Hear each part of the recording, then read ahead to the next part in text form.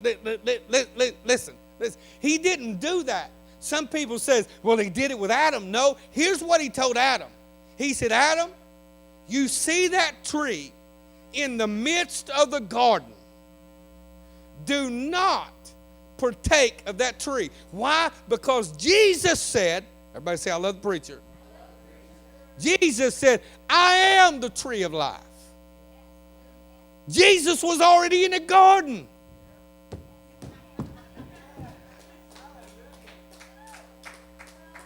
He was already there. Jesus becomes the source. He was the source in the garden. He is the source now. He's always been the source. See, the Bible said in the King James Version, the Bible said that in the midst of the garden was a tree that he said, Adam, do not take of that tree.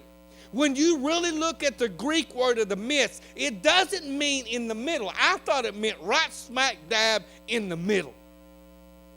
But when you look at the Greek word and you bring in the Hebrew word, you see that midst means suspended. Only God can take a tree and suspend it from heaven and earth, all of its roots and everything hanging out, and still supply life.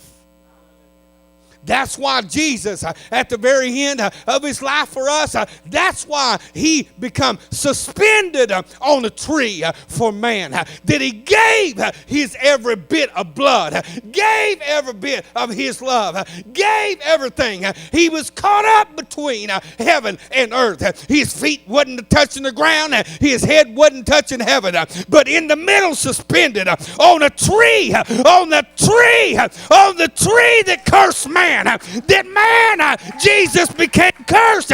His love for the relationship was greater.